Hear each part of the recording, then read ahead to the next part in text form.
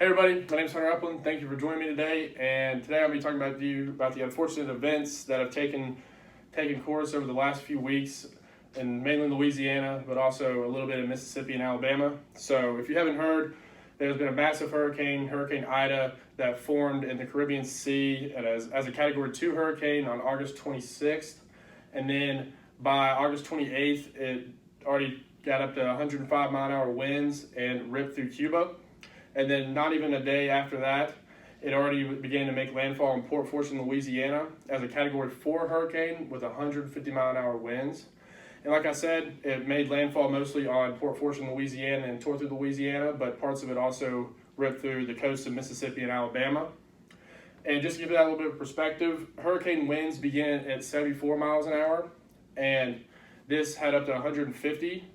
And Category 4 hurricanes can do up to 250 more times the damage than a Category 1. And like I was saying, the destruction of that hurricane, so more than a week after it had made landfall, there was already 82 confirmed storm-related deaths. And speaking of those 82, 7 of them were part of 800 nursing home residents that were evacuated to a warehouse with very subpar and minimal living conditions, causing 7 of them to pass away. And those families are not happy with the way things were done, so that is currently being under investigation. And also, another 52 people were killed in northeast Louisiana as floods and tornadoes also tore through that part due to Hurricane Ida. And some of the residents have been without water, gas, electricity, all those necessities for up to 9 days.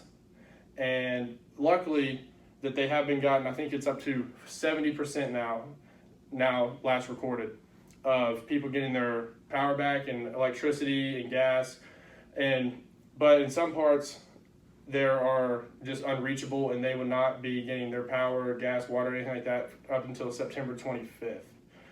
And another way just to show how strong Hurricane Ida was, it had reached New York and New Jersey and caused massive flooding and massive storms, flooded the subways. People lost their lives. It was just a terrible, terrible situation. And a little bit of a crazy story that happened down in Louisiana. So a 504-pound alligator is suspected of killing a man after they found the alligator and found it had human remains inside of its stomach. And the only reason they knew that there had been someone attacked by an alligator is because that man's wife, unfortunately, heard a loud noise and walked down to check on her husband and saw the altercation going on between her husband and the alligator. So after 12 hours of searching from the sheriff's department and people in their community, they finally found the suspected alligator and took it somewhere safe to be euthanized, and that's when they inspected and found the human remains. So it's just a crazy story. But that was a topic that I think should be preached about very heavily right now, seeing if any way we can help them, because those type of events are something that we should never want to go through. Thank you, guys.